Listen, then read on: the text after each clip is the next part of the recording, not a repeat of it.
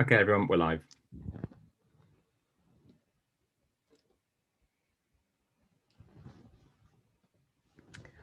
Hi there, everyone, and welcome to this live panel discussion on the burning issue, the truth about incineration.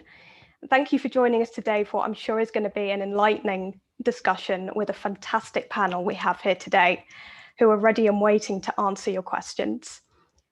My name is Lucy Hogarth. I'm a member of XR Scientists, and I'm chairing this discussion today.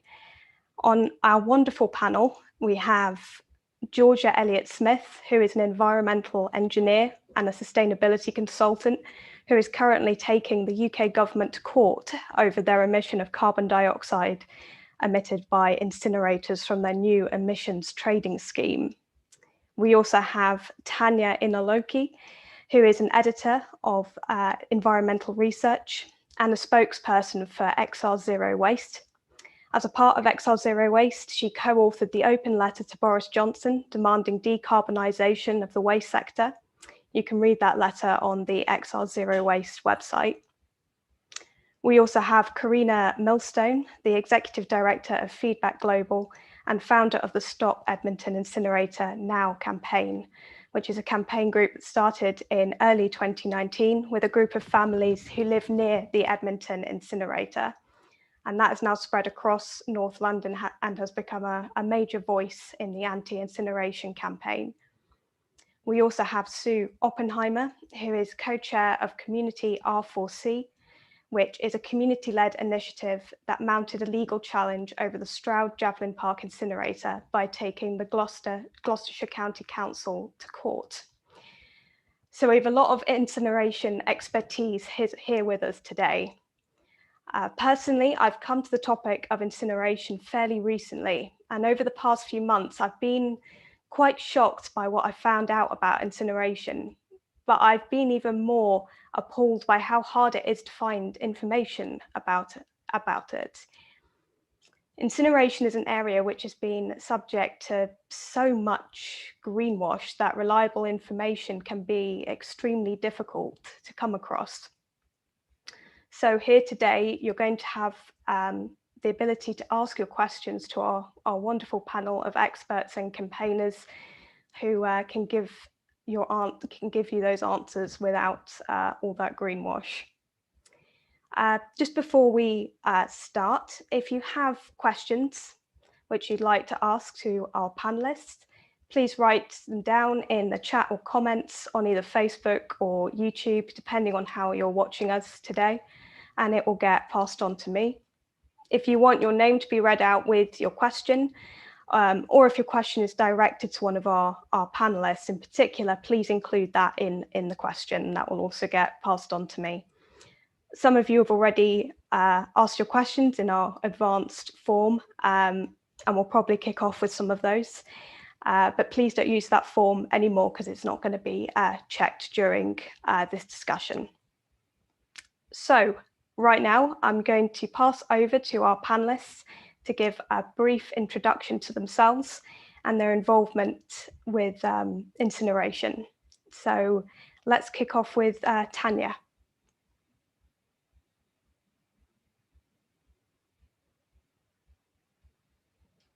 You're muted. Hi, everyone. I'm Tanya. I'm with XR Zero Waste, and I started thinking about incineration in the context of trying to get Camden Council to mainstream climate duties in its operations and planning in line with its climate and ecological emergency declaration as a member of XR Camden in London. And that was because declarations, as many of you probably know, don't trigger any legal duties or responsibilities. They're purely aspirational. So in looking around for how to deal with this, I met someone from UK Win, and I met a waste expert and a few councillors who said, you have to include something about incineration, and that opened my eyes. And they helped me formulate XR Camden's calls on the local council. And indeed, it took them about a year, but they did integrate climate responsibilities into their constitution in September of this year. Nevertheless, that has not translated into them opposing the construction of an incinerator in North London. And in the process of trying to get councils to rethink and reconsider what they were committing to, I basically reached out to other people in other XR groups in North London, because we're 7 XR groups of 7 boroughs, and tried to figure out whether we could form a coalition of sorts to be a united group to fight the Edmonton incinerator. And so we basically built on Karina's group, which was mentioned briefly. I'm sure she'll talk about it more, the Stop the Edmonton Incinerator Now campaign, which had done all the heavy lifting already. And we work with Karina's group, and as a 7-borough XR group, we basically have been doing things like writing letters to all the councillors, so sending out 400 plus letters to everybody, to asking them to pause and review their commitment to the incinerator, giving them reasons why to do that, holding online information sessions for them, and organizing deputations. So in other words, addressing the councils and the waste authority responsible for this project, the North London Waste Authority. That hasn't to date brought very much, except for potentially now we're talking to the Camden Council Scrutiny Committee. And if anyone's interested in more details on dealing with councils, I'm happy to talk about that. So in the process of doing all this, we realized that there were a lot of national policy issues that were confronting all anti-incineration campaigns. And then came this unexpected report from Policy Connect in July, or at least unexpected by me, that said that there was a need for an expansion of energy from waste incineration capacity throughout the United Kingdom. And not only that, but that it should be seen as part of a circular economy strategy, and falsely claiming that Scandinavian countries were already taking that approach, and pretty overwhelming in terms of the how challengeable all these claims were. And on top of it, this report was basically backed by a list of contributors that are mostly industry actors and lobbies such as the ESA and Suez, and Extinction Rebellion was listed as a contributor falsely. So even though we tried to get our name removed, they wouldn't, because they cited cost issues. And this prompted us to really think about how to respond. And we had already been thinking, in particular with one member of the 7-borough group, about how to raise the profile of the need for boosting the kind of shift towards the circular economy. So we thought we would basically respond with a 2-pronged response, which is the open letter to Boris Johnson that we released in November, that basically argues against the expansion of energy from waste incineration capacity, and at the same time for massive investment in circular economy infrastructure and activities as a clear alternative to energy from waste incineration. And just on that, and then I'll stop, basically we're also trying to move away from this false dichotomy that the industry has been using of saying, if you don't incinerate, you've got a landfill. Dichotomy doesn't apply anymore. Maybe it did 10 years ago, but now the question is, would you like to incinerate or move towards the circular economy? And so we're trying to push people to rethink this and to understand that if they still commit to something like incineration, they are blocking the transition to the circular economy and to all the gains that would bring. Okay. Thank you so much, Tanya. I'm now going to pass over to Sue.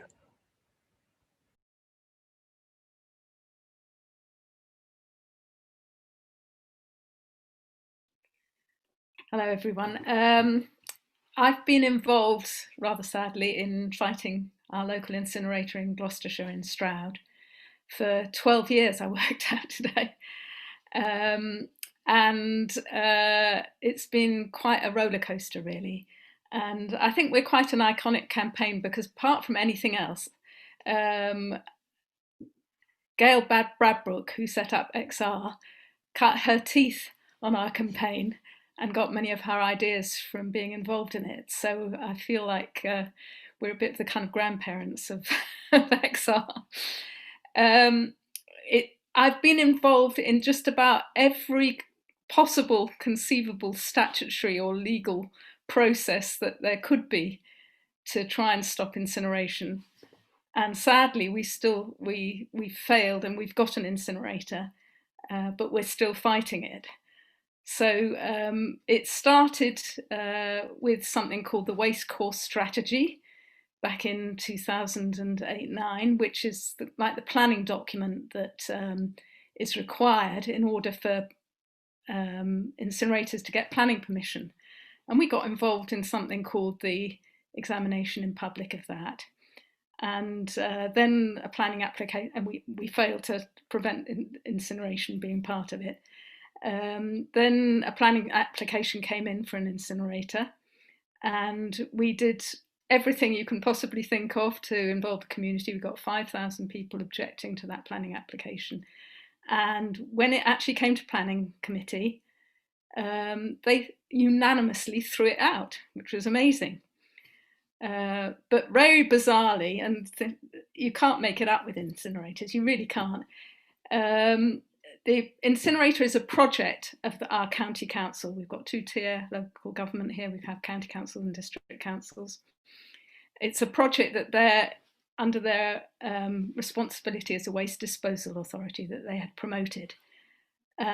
So they had been pushing for it, but it was their planning committee and their councillors who threw it out. And we then had a planning inquiry where it was put before an inspector because it got appealed and called in by the Secretary of State.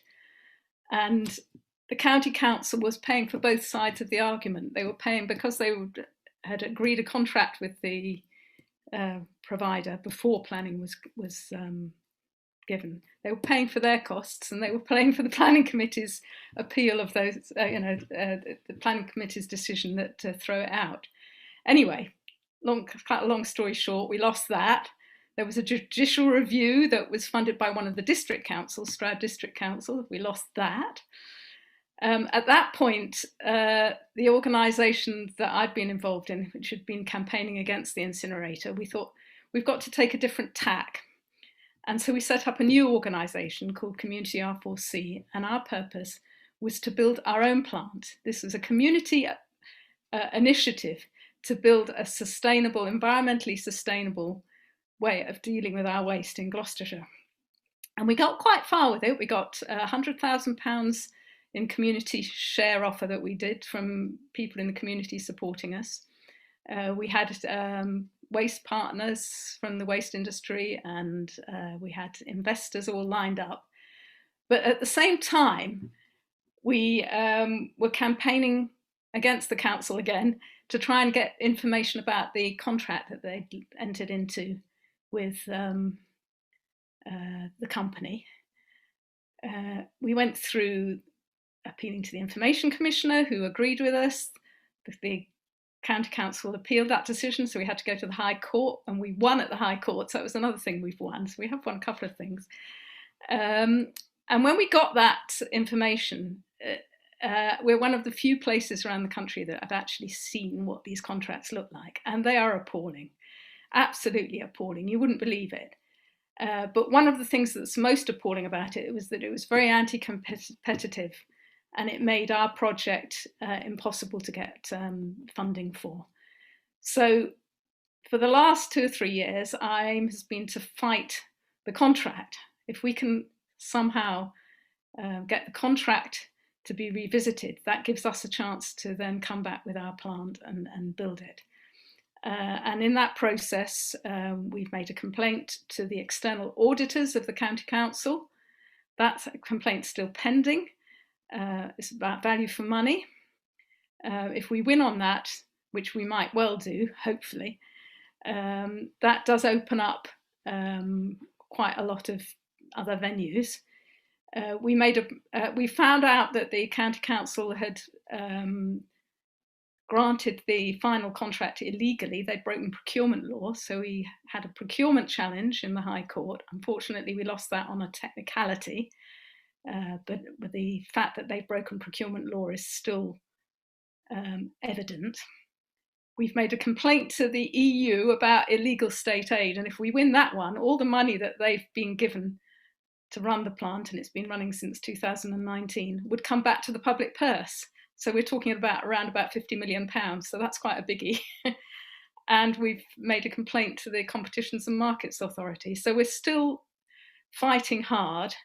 Our aim is to try and undermine the contract so that it has to be renegotiated or it collapses, one or the other. If it's renegotiated, we want to see a pre-sorting plant, which is what we could provide, that sorts all the recyclable waste. There's 60% of the waste that goes into our incinerator is recyclable now, let alone in the future when recycling gets better or prevention gets better.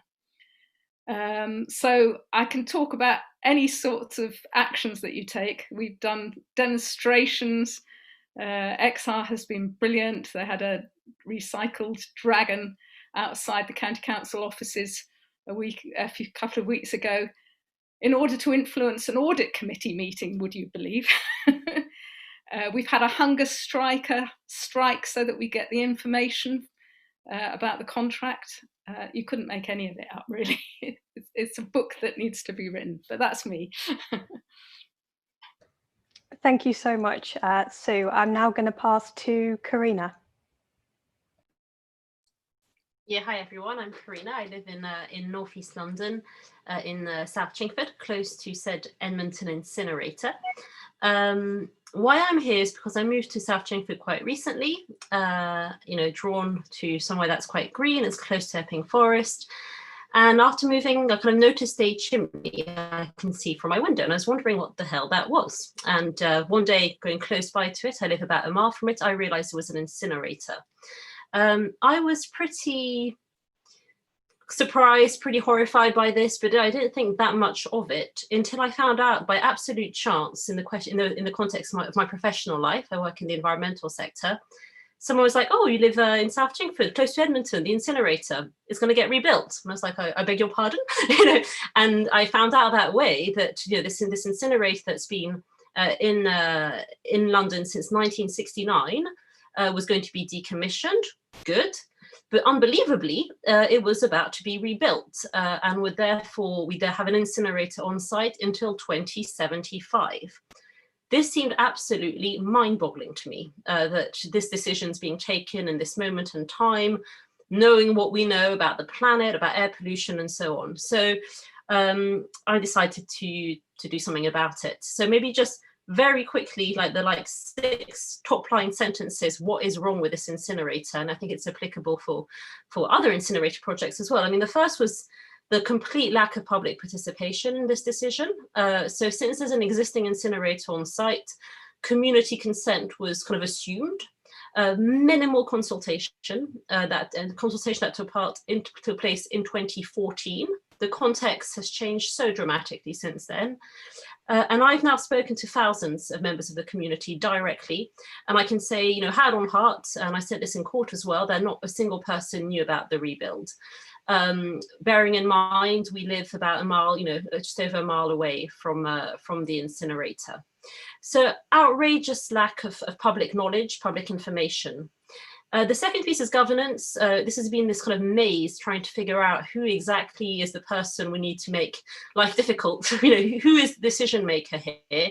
It's very complex. It turns out the North London Waste Authority is composed of the 7 boroughs. It's chaired by, there are 2 councillors from each of the boroughs on the board, and yet they report to the North London Waste Authority rather than to their councils. Essentially, none of the councils want to deal with their waste. There's another body accountable to no one.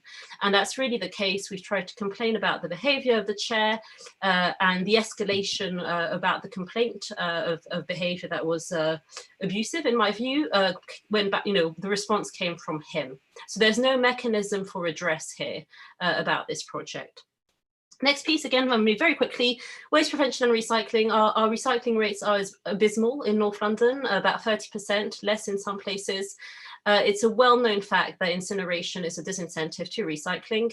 And according to Waltham Forest's own data, about 80% of what is taken into the incinerator is already recyclable. So, you know, we are literally just plonking not so much waste as matter, resources into a giant bonfire. It's mind-boggling to me. Air pollution, obviously, this was my initial concern. It still stands. We know more and more about the health impacts of air pollution.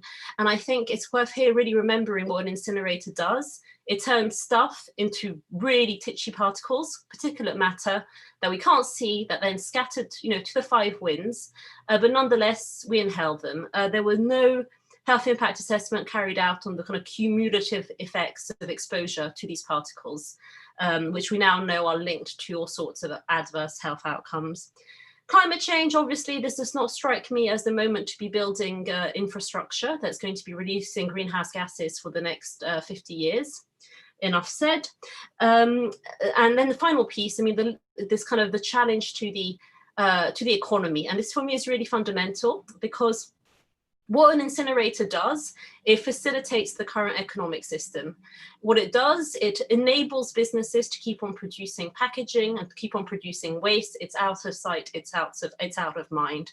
So it really enables supermarkets and all these other places, you know, where we get our waste from, domestic waste from, to continue producing waste with impunity. So for me, it's really a question of, you know, shareholders making more money and the costs being socialized, you know, in terms of local communities and climate change. So anyway, I was incredibly pissed off about all this, really angry, told all my neighbours, and, you know, we started a campaign group. And just to wrap up, last year, I took a BASE to court. Incinerators are usually approved at council level, but this one is so big, it was approved by BASE, central government, back in 2017. I wrote to the then Secretary of State, Greg Clark, saying that, in my view, the context had evolved so significantly since 2017 in light of climate change in particular and the net zero legislation, that I thought it was incumbent on him to review his decision. I got a letter back basically saying thanks but no thanks, love Greg, pretty much. And on that basis, we launched a legal challenge that Greg Clark, who, you know, had a duty to consider my concern seriously, because the consequences were so grave in terms of climate change. Unfortunately, that was thrown out. And for me, that is quite depressing, because I think, you know, all these legal strategy, all the net zero legislation and the Paris agreements and so on are really not worth the paper they're written on until the government starts revisiting decisions in light of these climate change targets. And that's me. Delighted to be here. Thank you so much, Karina. And now I'm going to pass to Georgia. Hi, my name's Georgia Elliott-Smith. I am also an Edmonton incinerator warrior as well. So you've got 3 North London ladies here all fighting Edmonton. And actually my initial involvement with waste management and my kind of initial position on that was formed through my work, which is as you mentioned, I'm an environmental engineer. I've worked in the construction sector for over 20 years now, and it became clear very early on in my career that waste in construction was a massive problem, and no matter what we tried, we couldn't seem to make a great deal of difference in the amount that was being produced and where it was going.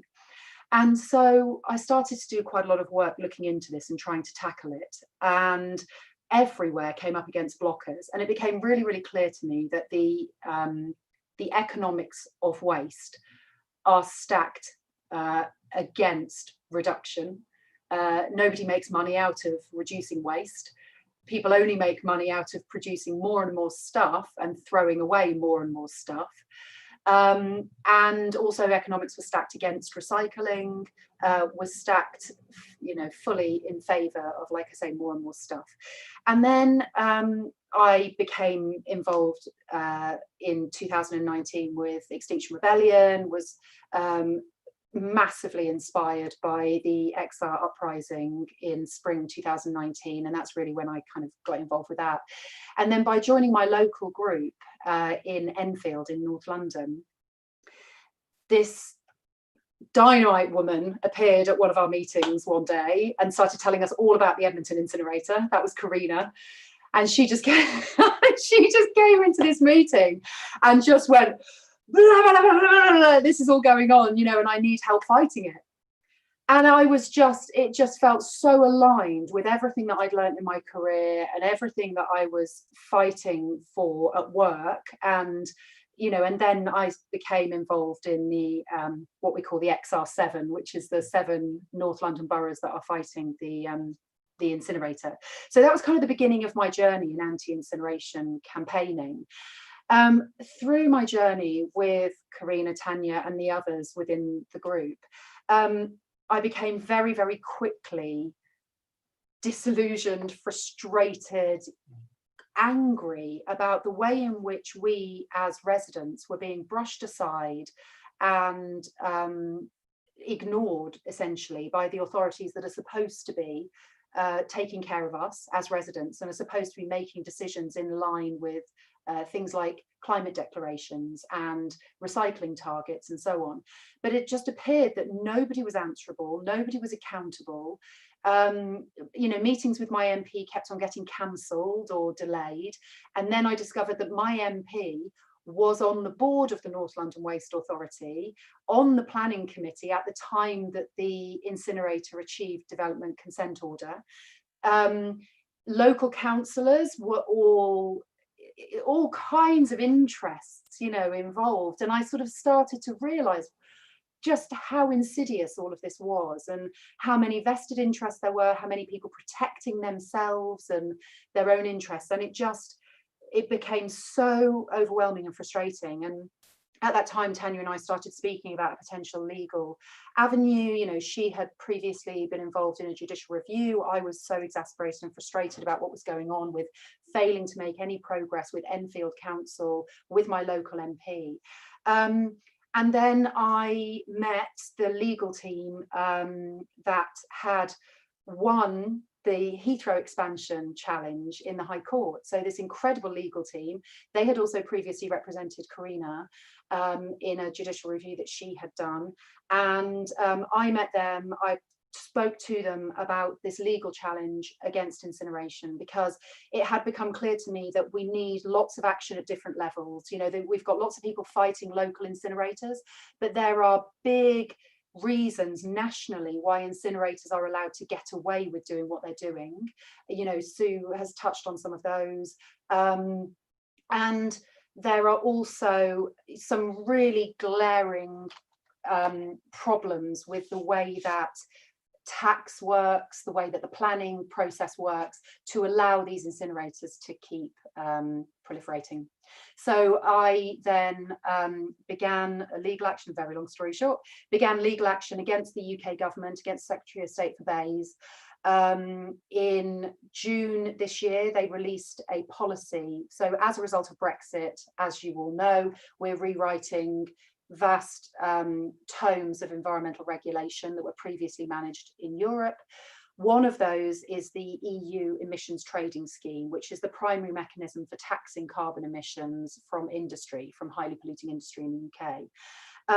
The UK government had gone out to consultation 2.5 years ago and then sat silently doing nothing with this consultation for all that time. Then in June this year, they released something called the Future of UK Carbon Pricing, a policy document, which set out a UK emissions trading scheme. We believe, myself and my legal team believe, that this is fundamentally against the Paris Agreement because, number one, it completely omits waste incineration from its scope, despite the fact that waste incineration is a massive CO2 emitter. in this country, and secondly that the level of the allowances within the scheme are way above industrial business as usual emissions, and so they do not provide either a carrot or a stick for industry in the UK to reduce their carbon emissions. So that's it. So we were last week, I was overjoyed that the administrative court approved the judicial review. It was amazing. Lucy, you were there, and I know some of the others were watching as well. It just totally restored my faith in the legal process. You know, fingers crossed we get such a good one in the High Court next year. So we will now go to a full hearing in the High Court in March. And yeah, it's the government's defence was found to be unsound, and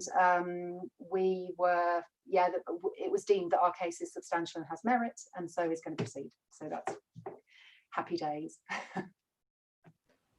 Thank you so much, Georgia. And yeah, it was pretty amazing watching the appeal court live and seeing the judge come to his conclusion. It was a fantastic moment. So before we go to your questions, which are already coming in, I'm now going to pass back over to Georgia, actually, who is briefly going to give us a sort of incineration 101 for those of you watching today who may not be that familiar with the subject, because it's not really a subject that you hear talked about that much. So, Georgia, over to you to get us up to speed. Okay, so I am going to try and keep this brief, but you find once you start dealing with incineration, it becomes a bit of a rabbit hole. So I'm going to try and cover the main issues, and then as we get into the questions, we'll cover some of the topics in more detail.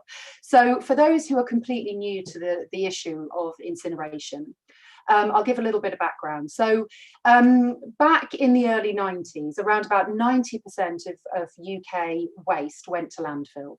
And that was a bad thing because for one, land use is poor, and also secondly, the methane emissions were very destructive to climate and were causing a real problem. And so the government's solution to that was to come up with a landfill tax in 1996, which was an incredibly effective fiscal instrument. And over the course of the next 10 years or so, we went from 90% waste to landfill to around about 10% to landfill. So waste to landfill just was decimated. But in the short term, in the 10 years since the introduction of the landfill tax, recycling rates went up fairly quickly. And they went up from around about 15%, sort of less than 15%, obviously, in the 90s, but then around about 15% about the year 2000, up to about 40% fairly quickly within 10 years. But then for the last 10 years, they've stagnated at around about 40% and have never managed to make it across that barrier.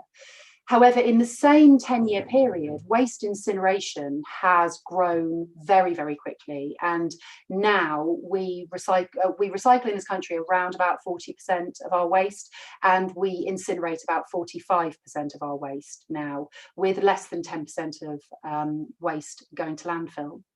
So the capacity in the UK for incineration at the moment is around about 12 million tonnes of municipal waste. What we have seen, though, over the last couple of years, in the years between 2017 and 2019, was that planning applications for incinerators skyrocketed, and the projects, the incineration facilities that are now currently either under construction or have planning consents currently being considered are 21 million tonnes of capacity. So that's more than doubling the UK's capacity of incineration.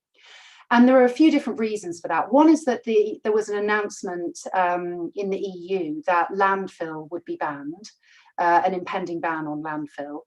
There is a planned ban on biodegradable waste to landfill in the UK. And in reaction to that, suddenly there was this kind of boom in incineration, interest in incineration and planning consents. However, what we can see is that, and what we've noticed at Edmonton, is the fact that actually in 2014, when the Edmonton Incinerator Environmental Statement was created, projections for overall waste and recycling rates in the UK were at a certain point, and they predicted that waste was going to increase. What we've actually found over the last few years is that waste volumes in the UK have decreased. And the proportion of our wastes is changing. So actually plastic waste, packaging waste is increasing proportionately. So we're getting more plastic in our waste streams. Now that fundamentally turns on its head the waste hierarchy. So what we learned at school was that, you know, landfill is bad, incineration is better. But when you start thinking about plastic waste, solid plastic represents stored carbon. So that is stable, it will not biodegrade in landfill, and therefore does not present a risk of methane production. When you incinerate plastic, however, you're turning it instantly into atmospheric CO2. And one of the massive problems with incineration is the fact that there is no technology that is capable of capturing the carbon emissions from incineration at present. One project in Europe, in Norway, has trialed carbon capture and storage technology, but it is absolutely nowhere near available at a scale that is capable of being installed, is economically available. And there is no carbon tax on incinerators either. So there is no economic incentive or disincentive for incinerators to actually install the CCS technology, despite the fact that the Committee on Climate Change in their 6th carbon budget, and their advice last year as well, was that all incinerators from now should have carbon capture and storage technology. That's just woo-woo, you know, land. It doesn't exist, and so therefore it is just a bit of a white rabbit. So just whistling through onto other matters around incineration. I'm primarily interested in carbon emissions. There are lots and lots of problems with incineration, which I'm sure the rest of the panelists will discuss. The inquest into the death of Ellie Kissy-Deborah that's currently happening in Southwark, again, has shown how particulate matter is so damaging to health. And over decades, the UK government has failed to put in place sufficient regulation to protect the UK's air quality, and that we are regularly exceeding European limits for air quality. And the World Health Organization tells us there is no safe limit for exposure to particulate matter. And the ultrafine particulates that are emitted by incinerators cannot be captured by any technology that is available at that scale of an incinerator. And so when people say, well, modern incinerators are better than older ones, well, yes, they are. However, a little bit better than bad does not equal good. And so that, again, is another sort of tactic that's used by incinerator operators to make us think that they are green, when their emissions actually are really quite terrible. There's so much detail to go into, and I'm going to try not to at this point.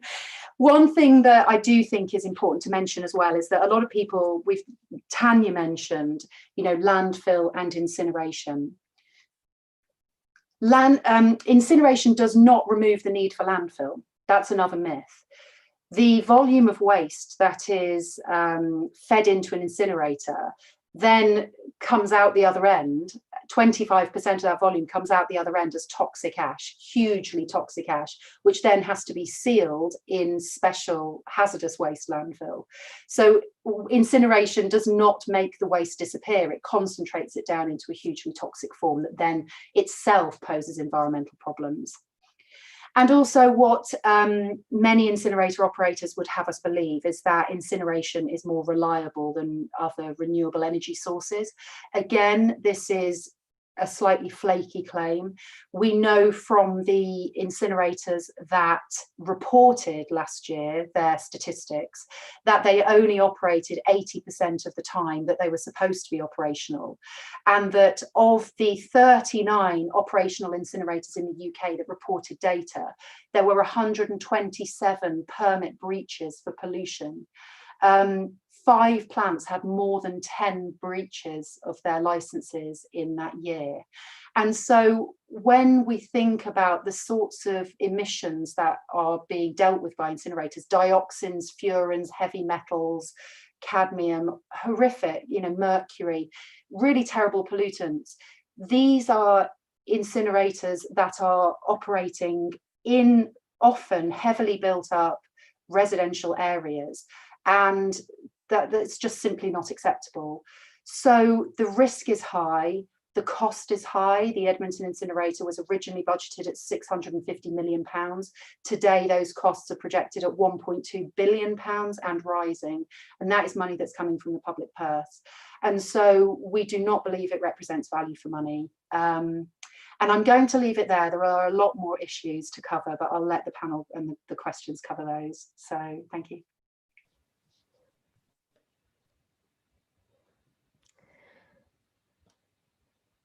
Thank you so much, Georgia. So now we're all up to speed on incineration. We're going to start going to your live questions. Remember, you can post a question in the chat on either Facebook or YouTube, wherever you're watching. Don't submit via the advanced question form now, because we won't be looking at questions from that from this point. So we're actually going to kick off with one of the questions that was sent to us in advance. And this was initially asked to Sue Oppenheimer in particular. Why do you think that the impact of incinerators on the environment is not something that is widely known by the public? So over to you, Sue. I think there's lots of reasons for this. I think the first reason George has touched on a little bit is that people know that landfill is terrible, and the waste industry have said incinerators are better than landfill, and it's actually making electricity out of what we throw away. So they get to think, and I certainly thought that initially before I got involved in the campaign and found out about it. People get very easily seduced by that into thinking, oh, there's nothing wrong with incinerators. And actually, the detail of what's wrong with them, it's very complex. It's a more difficult message to get over than the one that the incinerator industry is putting out there, which is, this is better than what we've had before, and therefore it's a good thing. So it's very hard to make those arguments. And the other thing is that the incinerator industry is very powerful in putting over its views. There's a hell of a lot of money in incinerators, which is why they like them. They're very capital intensive, as George has just explained, which means that in order to pay back that capital, our one costs £630 million. So it's a smaller one than the Edmonton one. But in order to pay that capital, the industry needs very long-term contracts.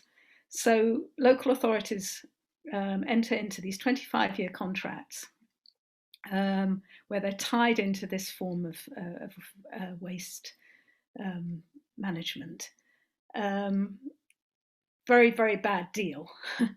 And the industry is raking in the money, and the banks who've loaned to the industry to do the capital works, they think this is great. They've got 25-year guaranteed incomes. So what they do is they put in a lot of money to persuade people that this is a good idea, because it's a real, gravy train for them.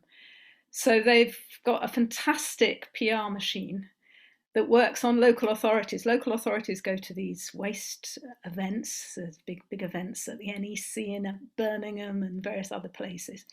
And they get seduced by the idea of this wonderful big technology that's going to sort out all their problems.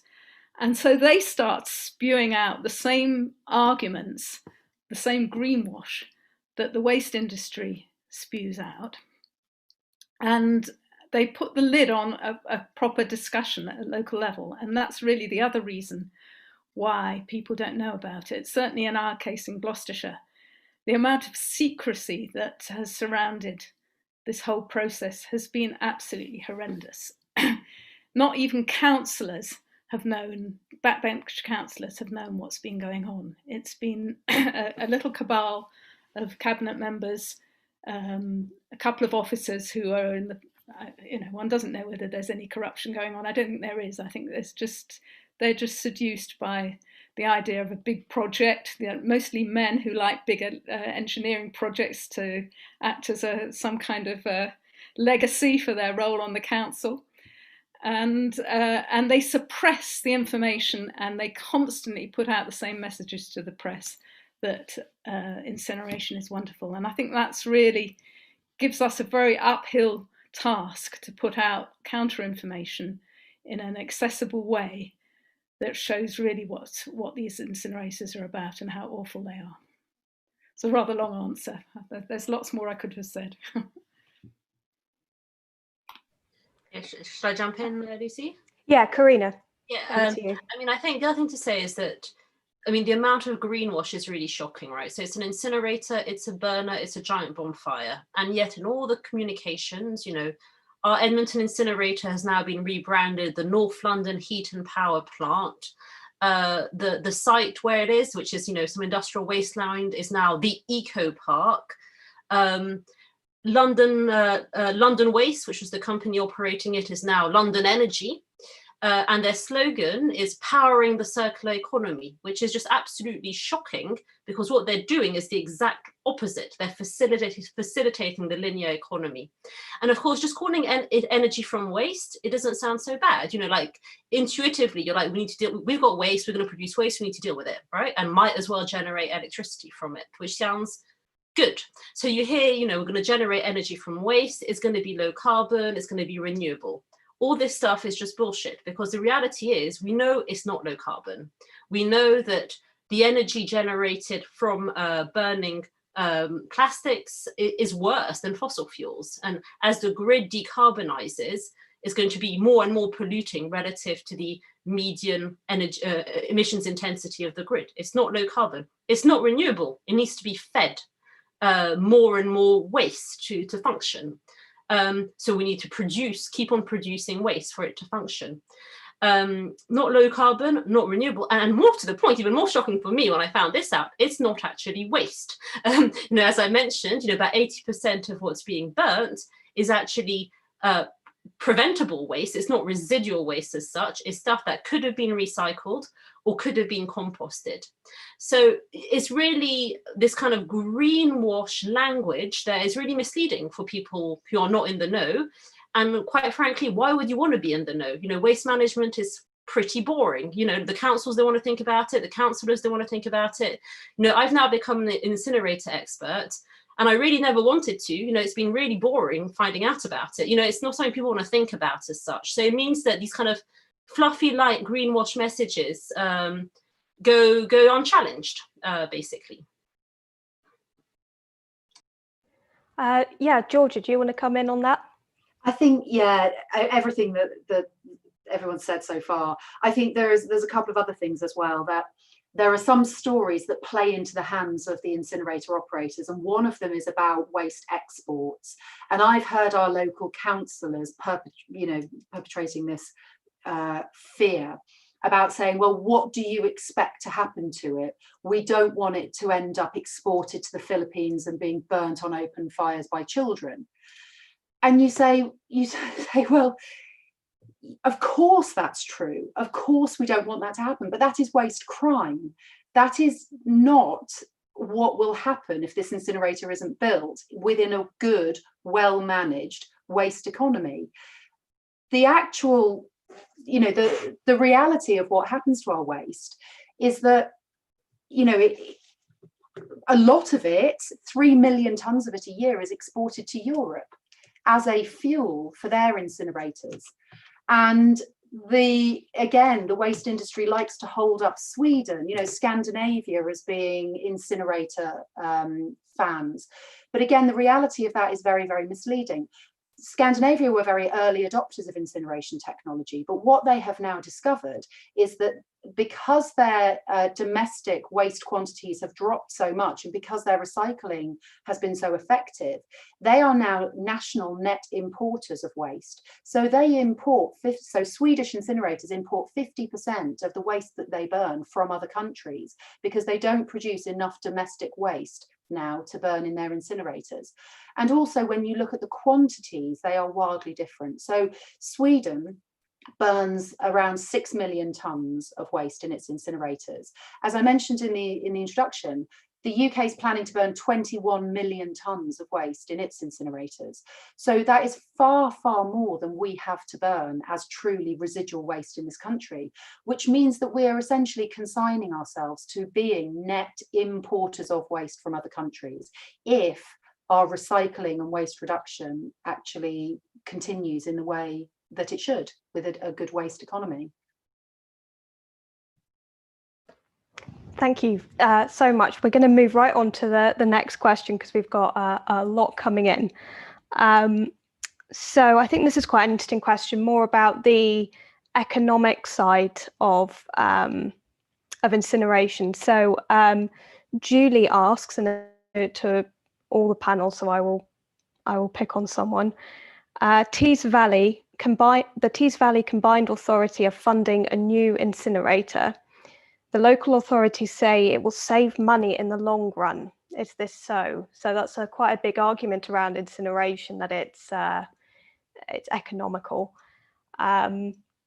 So I will pass to Karina on that.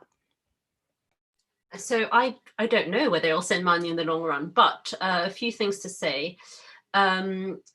If Georgia's legal case is successful, we ought to be seeing a rise in the cost of incinerators, of burning waste. So that's a calculation that I'm pretty sure the Tees authority has not factored into their planning. The other thing to say is that our incinerator in Edmonton, as I say, the costs have doubled in less than 5 years. So how confident are they of their budgeting? So I would question that as well. If the other thing to say, obviously, is that the Committee on Climate Change have said that carbon capture and storage will need to be retrofitted on incinerators. I very much doubt the Tees authority has costed that retrofit on carbon capture and storage. Finally, if we are going to meet our decarbonisation targets, decarbonising the grid, presumably there will be some kind of carbon taxation on polluting energy. They probably haven't factored that either. If they are hoping to generate heat from this incinerator, which they probably are, also worth noting that in the last, by 2025, according to the Future Home Standard, heat will need to be low carbon. And it remains to be seen whether this energy from waste that is not low carbon qualifies with some loophole. So I would, I don't know about the situation in the Tees Valley, but it seems to me that if it's anything to go by in terms of our experience, that all these additional costs on the route to decarbonisation have probably not been integrated into the planning. And Sue, you wanted to come on this. Yeah, if I can. What happens is that the local authority does modelling on costs, and they model they predict the amount of waste that they will have to deal with in the future. And they just make a very simple chart that says waste has been rising and will continue to rise. And they don't take into account any of the things anybody's been talking about in terms of new policies that are coming in. They just assume waste will rise. They also assume in their calculations that landfill tax will rise. And that's the only calculation they do in my experience. That's all that happened in Gloucestershire. They looked at what was predicted for incineration, assuming that waste was rising, against the cost of landfill. And they said that over the 25-year period, the cost would come down. The extraordinary thing is that in the first few years, the first 10 years of the contract, the price goes up. So the first year that the incinerator started operating, the price went up by £8.5 million. And the only way they can bring the cost down is by increasing the amount of waste, because our contract says the more waste you burn, the less we'll charge you per tonne.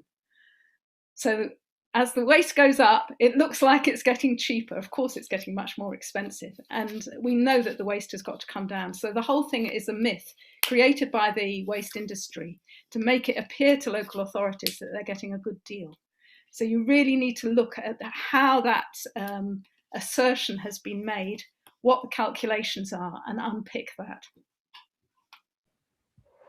Thank you. We're going to move on. I'm actually going to combine a few questions because we've had quite a lot about the relationship between incineration and recycling.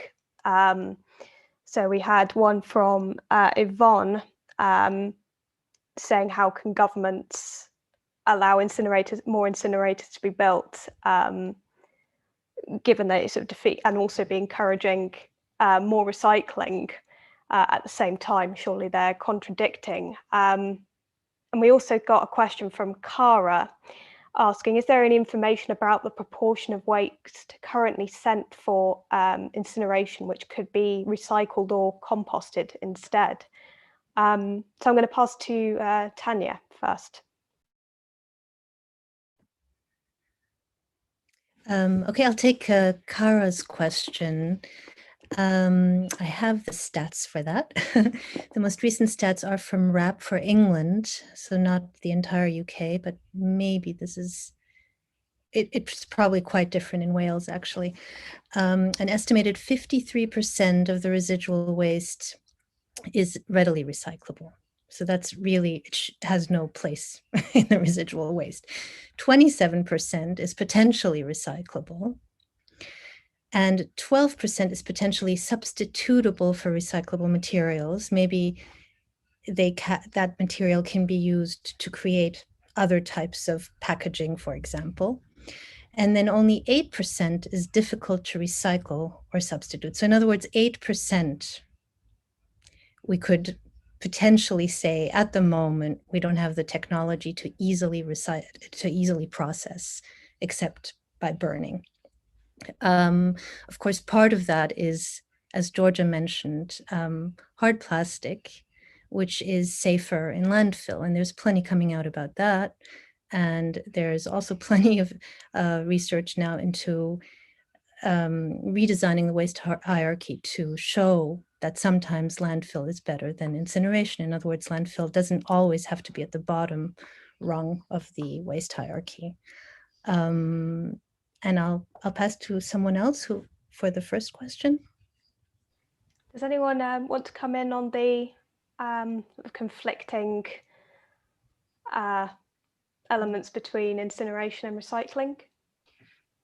I think probably Sue's more of an authority on it. I'll pass to her quickly. But I think that one of the things that is really important to understand about incineration is that it doesn't pay tax. So it doesn't pay tax.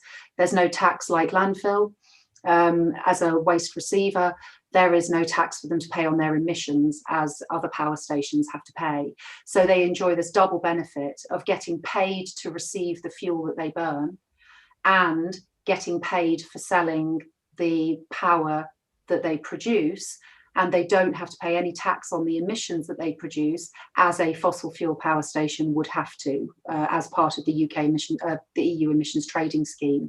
And so they enjoy this kind of smorgasbord of economic benefits. They're also in receipt of grants, of loans, very cheap loans, of all kinds of incentive payments and green benefits. And so they have a very, very good, profitable economic model, which means that they can then undercut recycling operators. And recycling is in itself quite a risky financial model because it's a commodities market where the price of the materials fluctuates. And so incineration economically is very favourable. Sue, pass over to you.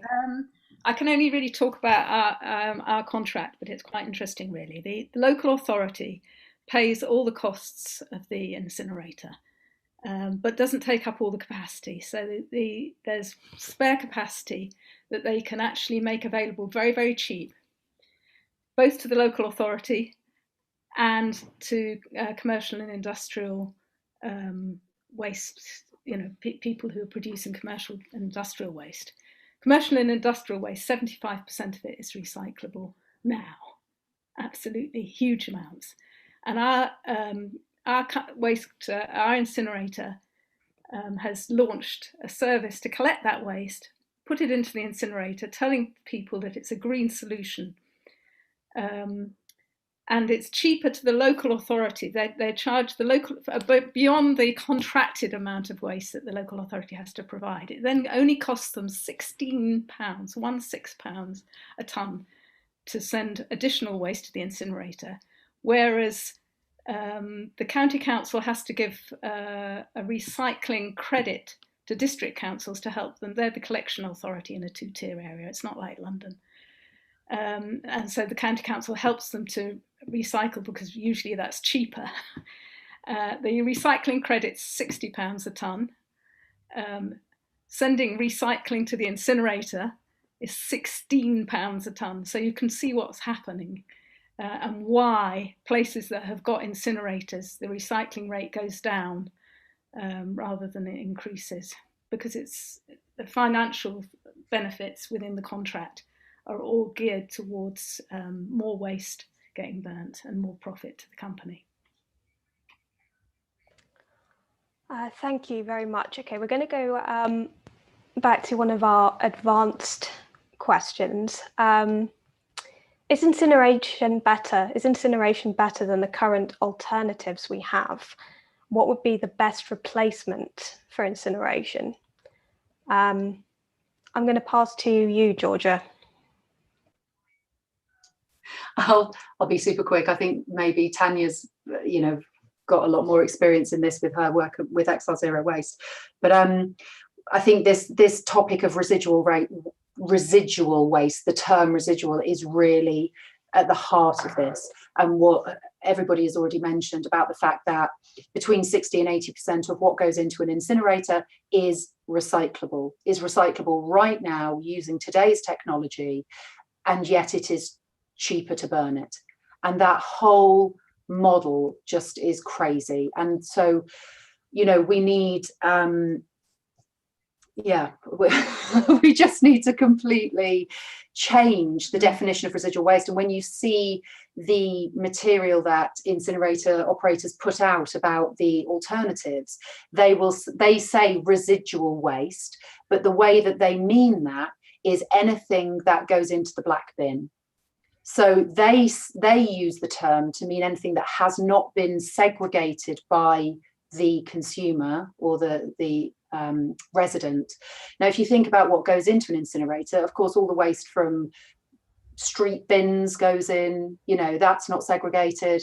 Local authority housing in Enfield, blocks of flats do not always have waste segregation facilities.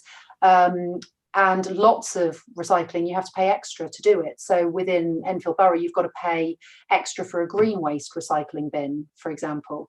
And so when times are tough economically, recycling is one of the first things that goes. So if incinerators were required to put in some form of pre-sorting technology, then that would immediately reduce the amount of recyclable waste that went into incinerators. And I'll pass over to another panelist.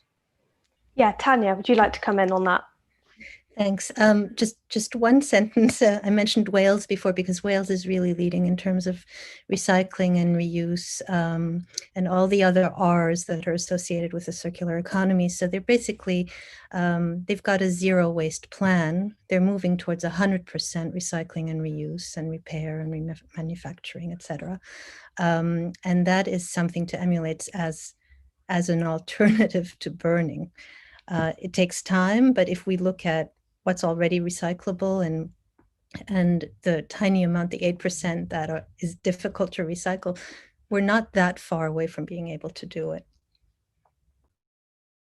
Great. I'm going to move on to another question now because we've got quite a few coming in. There's been a lot on asking how people can effectively campaign against incineration.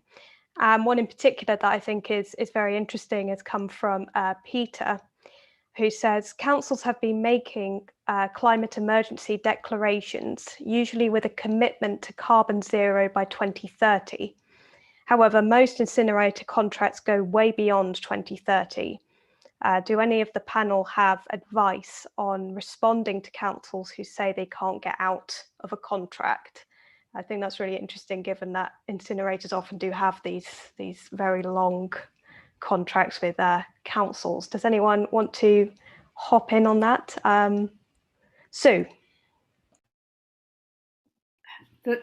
There are plenty of examples of councils getting out of waste contracts.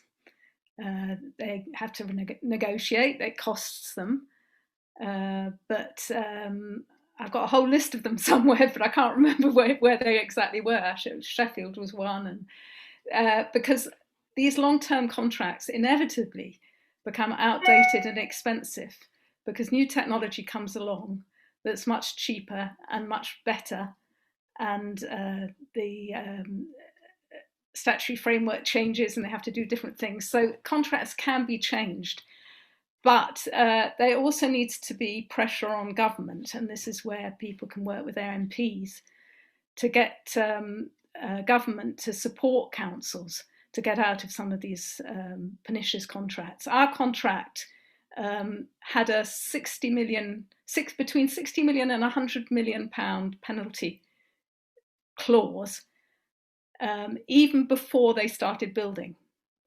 So even at the point of signature, when they signed the contract, they would have had to have paid between 60 and 100 million pounds.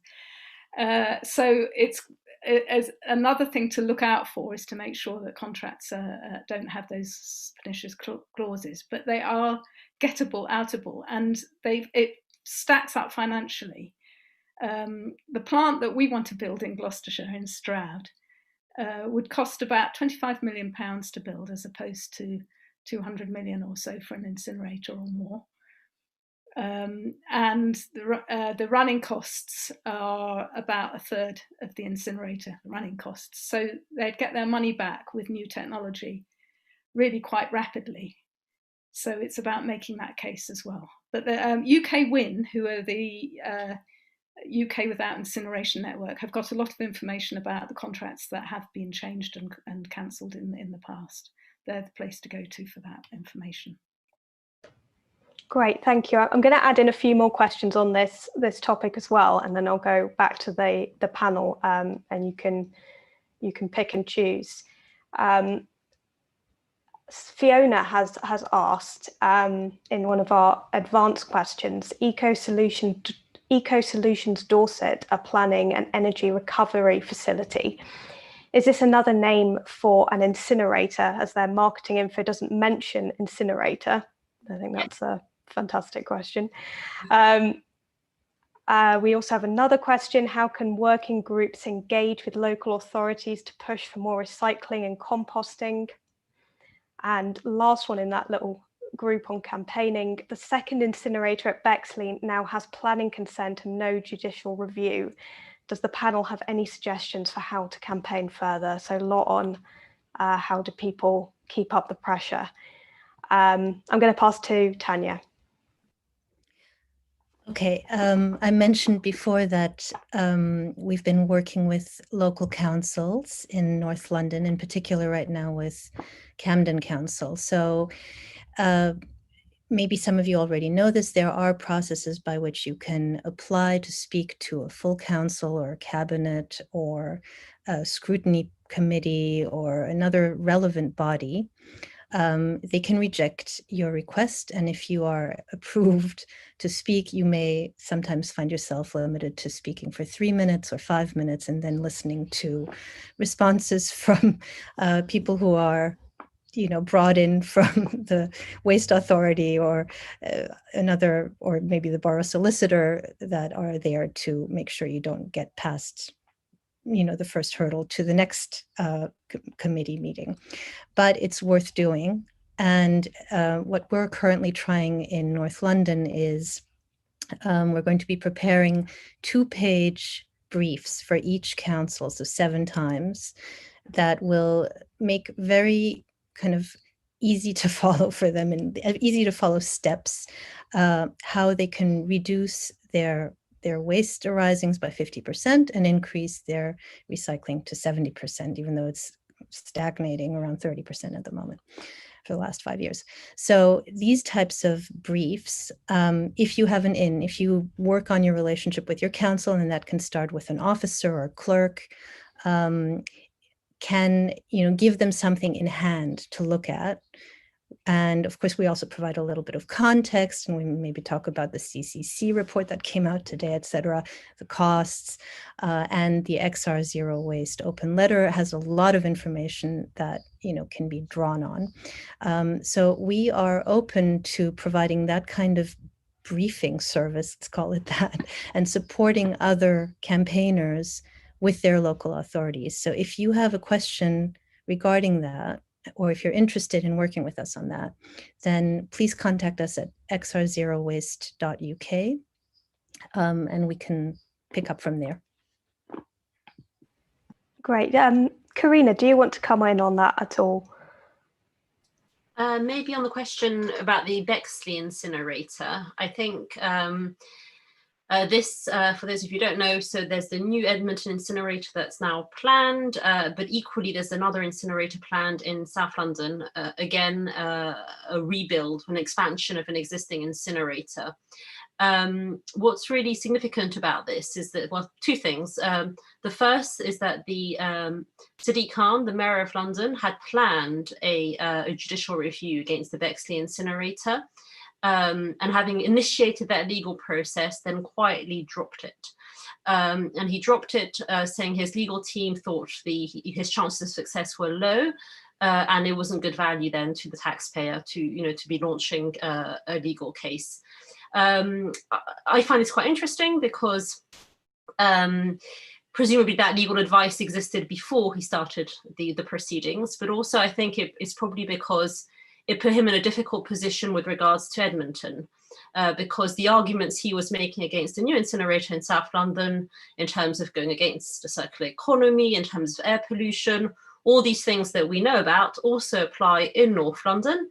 And he has consistently refused to come out against the Edmonton incinerator, saying it was a decision taken by his predecessor, but in reality, because he doesn't want to antagonize the 7 North London Labour councils.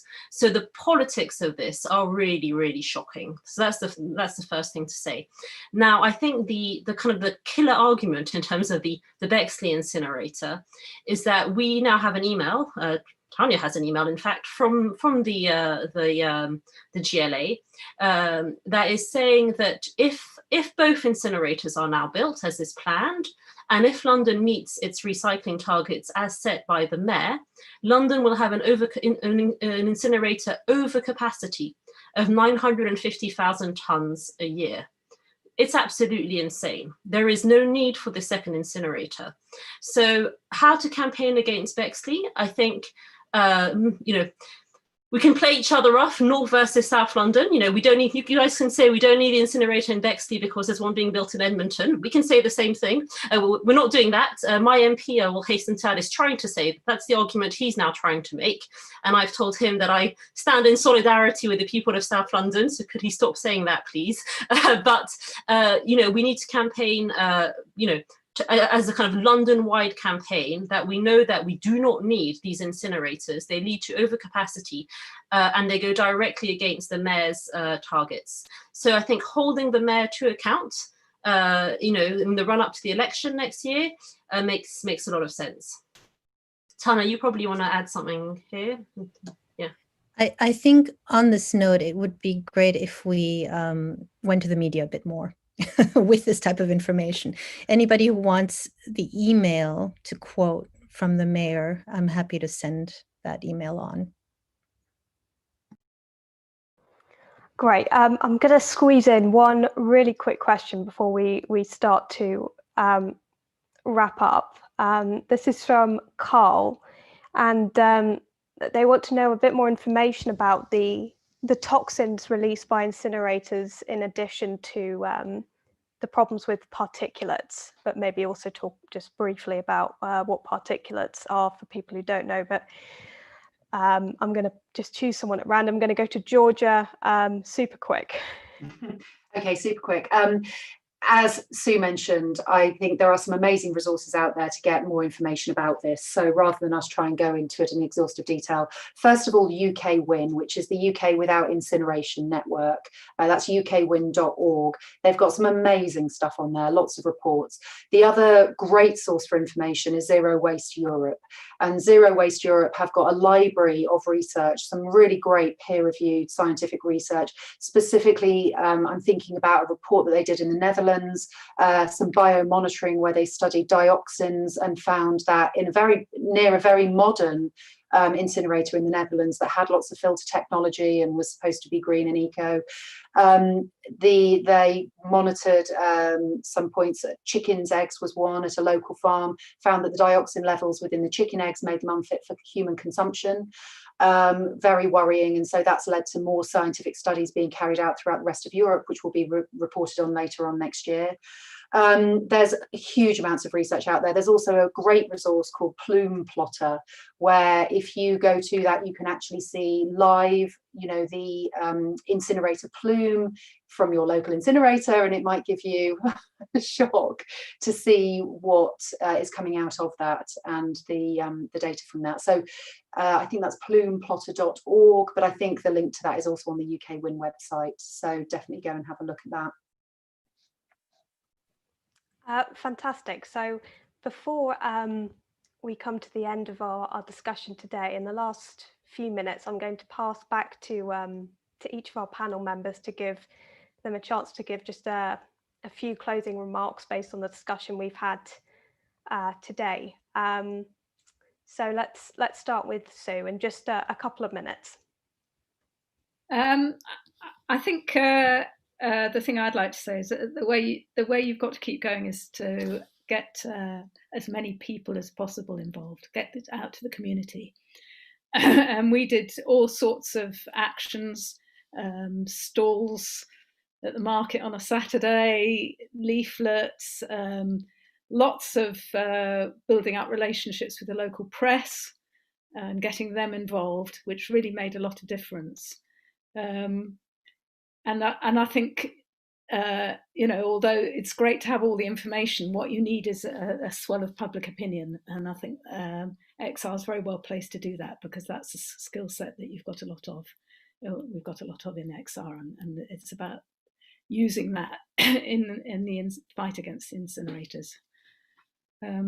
Also to say that if anybody does want any information or to hear more about what we're doing in Stroud, I'm very happy for people to get in contact with me. I don't know, can we put out email addresses or something later or something? Well, my email address is sueoppenheimer@gmail.com, so do get in touch.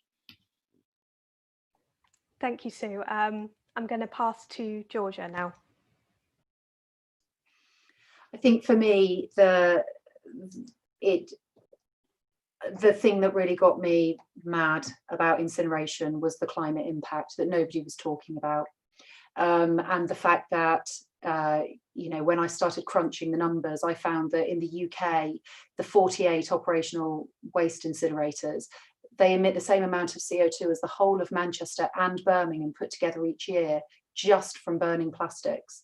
So when you start to think about the scale of that, I think that in a climate emergency is something that we just have to bring out of the shadows and into public awareness. When you scale that up to the size of Europe, the 500 incinerators in Europe create more CO2 than the whole of Portugal. And then when you start to think about that, you think this is crazy that people don't know this. And if we just start talking about it, I feel like a huge win for my legal case. It is not really in the courtroom. It's that if we can get people thinking about it and talking about it and thinking about it, not just on a local air pollution issue, not just on a circular economy issue, not just on the climate issue, but for all of these different reasons, there's something in there for everybody to be opposed to the burning of valuable resources in our communities. I also think that there's a social justice angle here, which I think is so important and is very rarely mentioned, which is that we were involved with some research done by Greenpeace showing that these incinerators are 3 times more likely to be built in areas of social and economic deprivation. And these they're dirty, horrible developments. They are not appropriate for a green future, but they are assets that cost billions of pounds and sit there for 50 years pouring out emissions. So we really need to raise public awareness. Waste, as Karina said, waste is not a particularly sexy topic, but I do think that it's really increasing. Public awareness is increasing, and I think that we just need to keep talking about it, keep asking questions. Ask yourself, ask your councillors, ask your MPs, where does my waste go? And the question earlier about what was she saying that it was called, is energy from waste the same as incineration, I think, and it's like an eco park type topic. Whenever you look at these things, they never call themselves incinerators, they never talk about burning. It's all, as Karina said, eco park, riverside, green fields. You would imagine that these things only emit unicorn farts. They do not talk about the fact that they are big bonfires burning rubbish, pouring out toxins. They don't mention it. So yes, energy from waste is the same as incineration. So is gasification. They use all kinds of fancy terms. It's just burning rubbish. Thank you, Georgia. It was an energy recovery facility. Which I've also heard the incinerator near where I live in Beddington referred to as well. Tanya, to you. So I'll second everything that was said so far by everyone, the entire session already. And maybe I'll draw attention to when materials are incinerated, or for that matter, landfilled, and they're removed from the economy. They're just removed or destroyed. They're no longer part of what could be a circular process. That automatically means that they will probably need to be replaced. So we also need to think about the emissions that are inherent in the production and the manufacture and the transport of those new materials that have to be supplied. So if you move in the circular direction instead of the linear direction, you're reducing those emissions as well. And that is why there's this massive impact on greenhouse gas emissions from the waste sector if you move in that direction. And that's why it is very possible, with steps that shouldn't really scare any councillor or MP, to arrive at a 15% cut in total UK emissions by 2030. And that's about 68 million tons of CO2 reduced in the next decade if we move in that direction. And maybe keep that in mind. And then I just want to hammer home again how useful it can be to talk about it, and to write to your council, to write to your MP, to talk to your friends, your family, your media, write to your local paper, write a letter. Be loud, because as Sue was explaining, as everybody I think has touched on, the incineration lobby has a lot of money that they put towards getting messages out, and we have to fight without that kind of money and that kind of backing. But we can do it if we're many, and I think maybe there is some sort of groundswell, and maybe I'm just hopeful, but you can contribute to that, and you can reach out to UK Win and to XR Zero Waste, definitely, if you want to be part of the campaigning process. Write to your MP, get people to sign the XR Zero Waste open letter. That'll help us campaign and lobby. Yes, thank you. Thank you. And finally, Karina. Yes, so everyone else has been said, but maybe just to pick up on a few things. I'm really glad Georgia just mentioned the social injustice angle. Worth bearing in mind, Edmonton is the poorest ward in Enfield, one of the poorest wards in North London. It's also 60% BAME, so there's also a fundamental racial injustice issue going on here as well. So worth bearing that in mind. I think we need to really understand incinerators for the climate criminals that they are. If our councils are going to build a small airport in Edmonton, we'd be up in arms about it, right? But we don't yet understand that this is, infrastructure that is climate polluting and really has no role at the moment. So I think it's really important to bring back the climate angle. To pick up on what Tanya said, I think essentially we need to understand these incinerators as a commitment to the status quo, and as a commitment to our current economic system. Now, we now know that growth, consumerism cannot continue if we want a viable planet. We need to transition to the next economy, one that is circular, one that does not need to grow in resource intensity to function effectively. This, spending this money on incineration is a vote of confidence for 50 more years of the growth linear economy. And we need to understand it in those terms. It's very serious as such, because we know that's the root cause of the climate breakdown and the ecological breakdown we're seeing at the moment.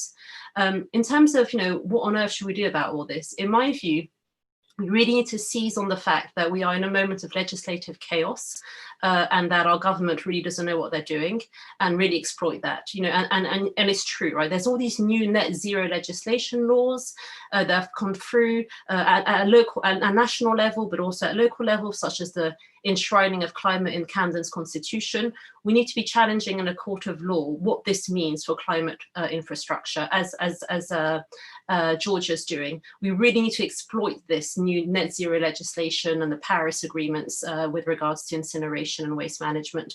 And also, of course, we need to exploit the process by which EU law is being transposed into UK law, again, as Georgia's doing, because there are inconsistencies coming up, basically. This is the first time anyone's ever done this in the government, and there are definitely levers to exploit.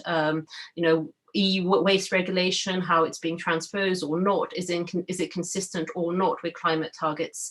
So I think getting activist lawyers willing to review waste legislation, to review climate legislation, I am very confident we can find serious inconsistencies that can challenge incineration. Great, thank you so much.